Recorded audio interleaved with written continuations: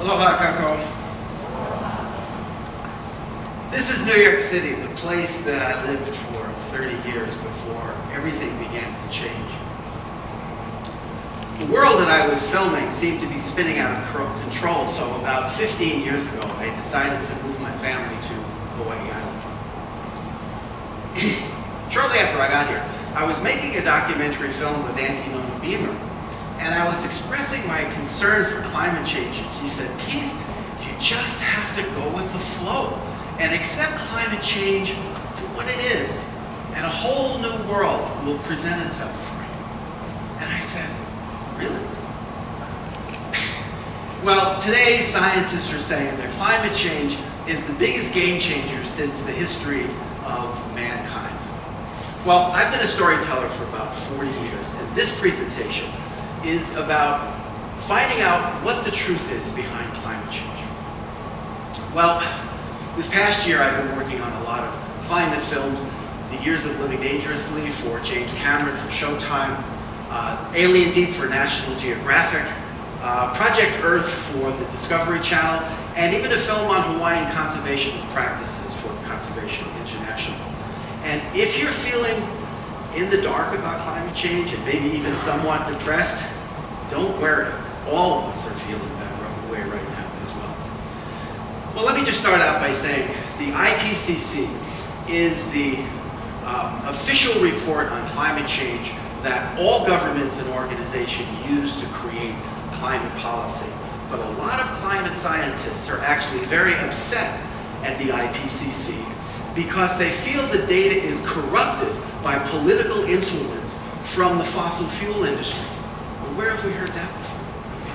As a matter of fact, if you're a country like Saudi Arabia, they've actually had data taken out of the report because it conflicted with their special interest. Isn't that like letting the foxes guard the hen house? Well, anyway, this is what we're dealing with right now. And Margaret Mead once said, as you heard already this morning, that never doubt the group of committed citizens that can change the world. Well, in fact, there is a group of scientists now that are speaking out against the IPCC. And we're a group called the Arctic Methane Emergency Group. And we're made up of scientists and engineers and communicators like myself that are dedicated to bringing the truth to you about climate change. Now, recently, AMEG sent out a report to world leaders that said all governments must get a grip on what's happening in the climate situation. The Arctic ice is heading towards a complete meltdown by as early as September of 2015 or shortly thereafter, which could lead us to a planetary emergency if nothing is done to stop it. And the fact that the IPCC is ignoring these reports is letting governments get into a false sense of security about the security of the future of our planet. Well, let me take some of this data, some of this new research that we found, and let's connect the dots with it so you can begin to make up your own mind about what's happening. Recently, while we were filming on Mauna Loa, the CO2 level had passed 400 parts per million, which is the highest it's been in 65 million years. And as the CO2 level goes up, so does global warming. With regard to sea level rise, Greenland is a 2-mile-high mountain of ice that is melting rapidly right now. And scientists say if the temperature in the atmosphere goes up 1 more degree centigrade, we will have a 15 to 19 foot sea level rise approaching us in the near future.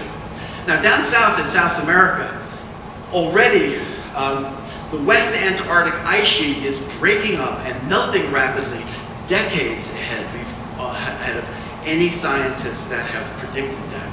And NASA has said recently that this is unstoppable right now and there is nothing that we can do about it. Also in Antarctica, there are 2 volcanoes underneath the ice that is melting the ice from underneath. And scientists are worried this could allow the West Antarctic ice sheet to actually slide right off the bedrock into the ocean, creating a massive sea level rise of about 26 feet. Now let's change subject and go into the ocean. The ocean absorbs CO2 and it turns it into acid. So this acidification is at the greatest rate that it's happened in 300 million years. And the World Bank says that the 6.5 billion people that depend on seafood every day is going to be in major trouble in the near future. Now, we've all heard about drought overseas, but drought has come to America, certainly the American West and in California, where in Tulare County, all of the wells in the county have gone permanently dry. They have no water in that county. And 16 other places in California are headed for the same situation. NASA just went there and said, this is so shocking, we actually may have to migrate people out of California. Methane is another huge part of the climate change story. Methane is 100 times more powerful than CO2 as a greenhouse gas, and yes, as you can see, it is flammable. Methane appears in the form of frozen methane hydrates in all the terrestrial permafrost and tundra across the Arctic, and also in the sea floor underneath the Arctic ice. And what's happening is when the temperatures are rising, it melts this methane hydrate, releasing this methane into the atmosphere. Now, in 2009, Natalia Shkova, a Russian scientist, observed 250 methane plumes about 1 meter in diameter that were just pouring methane up into the atmosphere. A year later, she went back to the same site, and those same 1 meter plumes were now 150 kilometers across. That's 100 miles to you and me, okay? Pouring this methane into the atmosphere. She also calculated that a 50 billion ton burst of methane could cause runaway global warming, and this could happen at any time. We have satellites now that track methane. This is an image that was taken last October of a major methane burst indicated in red. There is more methane deposits in the earth than there is oil, gas, and coal combined. Okay? And Dr. Jason Bach said, if only a small percentage of this methane is released into the atmosphere, we're screwed. Okay? And he's been known for making comments like this. And he also saw these 3 huge holes that appeared in Siberia, and it was determined that it was caused by exploding methane. Now, these holes are 100 to 200 feet in diameter. And when he saw these, he tweeted, WTF, we are in the age of consequences now. Well, another huge game changer, and this is also not in the IPCC reports, is that they've discovered 39 self-reinforcing feedback loops. Well, what's a feedback loop? Well, let's take the albedo effect, which is the reflectivity of the sun off of the ice. So what happens is that when the sun hits the ice, it melts the ice melts, and it reveals darker water. And the darker water absorbs more heat, just like this jacket in the sunshine, which causes more heat, which melts more ice, and you can see that this will create a vicious feedback loop, and it gets worse as it gets faster. Last year, there were 16 of these feedback loops they discovered. This year, they've discovered 39. The ocean currents have controlled the Earth's temperature for millions of years, and now the ocean currents are getting all messed up, okay? The jet stream that runs up the Atlantic East Coast brings warm water up, and now it's been diverted, shooting warm water directly into the Arctic Ocean, melting the ice from underneath. AMEG has realized this is the most serious situation we have, the Arctic melting. And they said, we must stop the melting in the Arctic now before it becomes a planetary catastrophe. And our scientists have recommended a local geoengineering solution to halt the progress of the melting of the ice now, before it becomes a planetary catastrophe and before we pass a tipping point of no return, which we are approaching rapidly. Now, these are just some of the climate change crises that the world is facing. But what's also happening is that they're exacerbating economic situations around the world that will have a ripple effect that will reach the shores in Hawaii here soon. Now, we talked about sea level rise, and Dr. David Wasdell said, that we could see a 9 to 23 foot sea level rise here in Hawaii in as little as 2 decades. That's not that long from now. With regard to the economic situation of tourism, you know, tourism supplies Hawaii about 25% of its revenue for its economy. And as tourism declines, how are we going to replace that revenue for our economy? With the rising airline cost of fuel and tickets and shipping costs, how long is airline travel going to remain viable? And how long are all our airlines going to stay in business? You know, we get 90% of everything we have here in Hawaii shipped in from someplace else, and it's all shipped in with fossil fuels, and we know that's a problem. And have you noticed that the cost of food at the supermarket is getting more and more expensive every month? Well, as these prices rise, how are our families here in Hawaii going to feed themselves? But an even bigger problem is that our grocery system works on what's called a just-in-time commerce system, which means they did away with all the warehouses and they store all the food they have on the shelves in the store. And it lasts for about 3 or 4 days until they get another shipment in from the mainland. Well, if these shipments stop coming, where are we going to get our food from? And our water system, we all take our tap water for granted, but tap water is pumped by electricity, which runs on fossil fuels. So if we lose our fuels, we can lose our water as well. Our farmers need a reliable water supply as well. And as we move into this future, Hawaii is going to be experiencing much more heat and much more drought. So a reliable water supply is going to be a necessity for their survival and for ours as well. Now, Hawaii gets 90% of all of its energy from fossil fuels. We already know that our electric bills are 3 times higher than any place on the mainland. And it's all dependent on fossil fuels.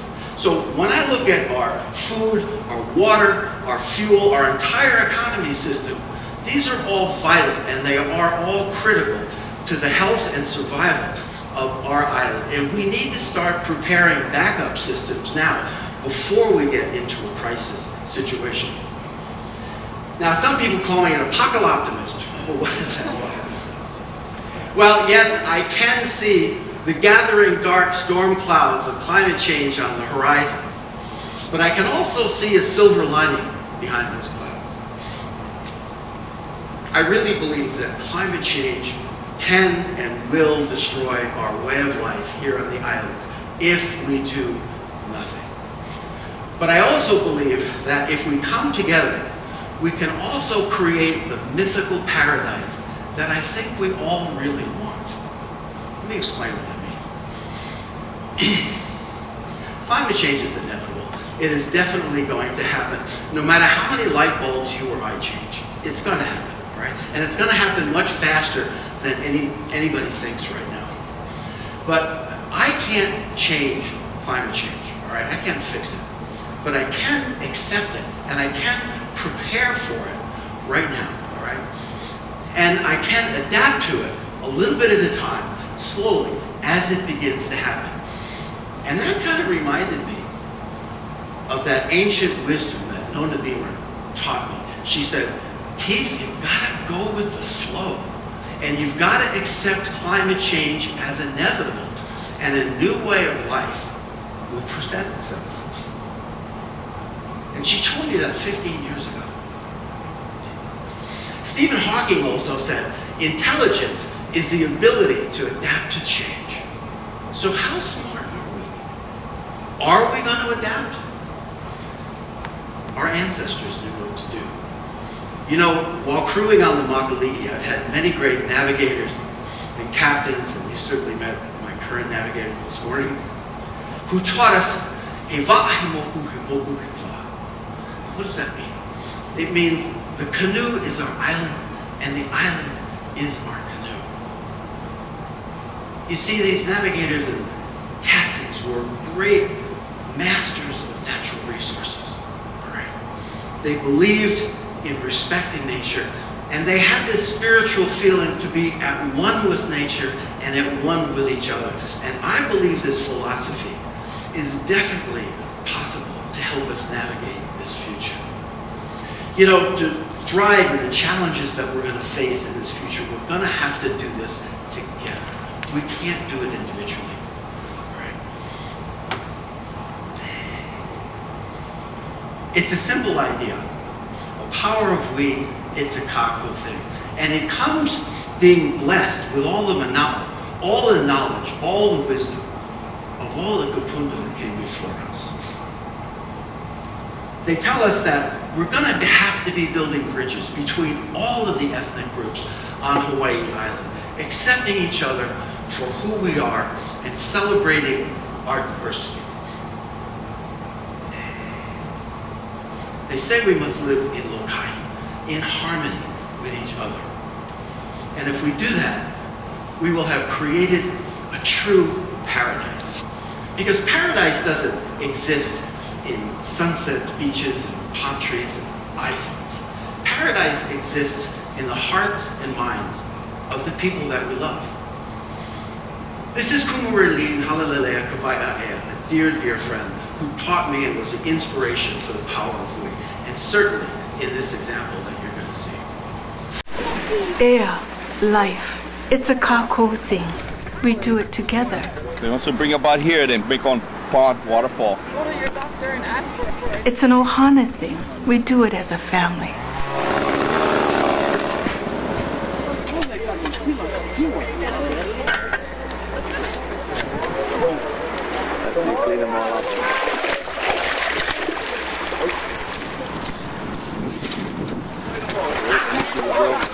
It's a kekahi me kekahi thing. We do it for each other.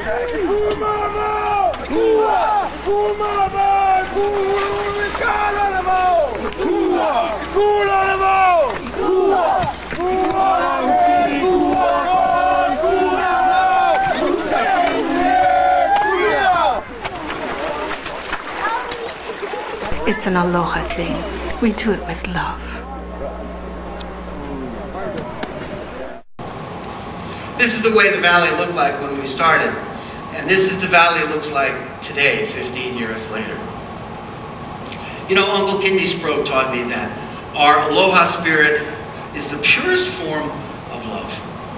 And it's the aloha spirit that will bind us together to create the power of we that will help us navigate this future.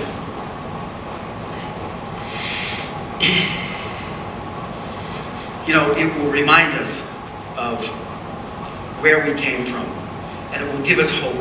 Not hope based on unrealistic dreams, but hope whispered by the spirits of those who came before us, teaching us that our past is the blueprint for our future, and reminding us that it's about family, it's about community, it's about kuku aku kuku mai, which means you help me and I'll help you. Why? Because in paradise, the power of we is a kakou.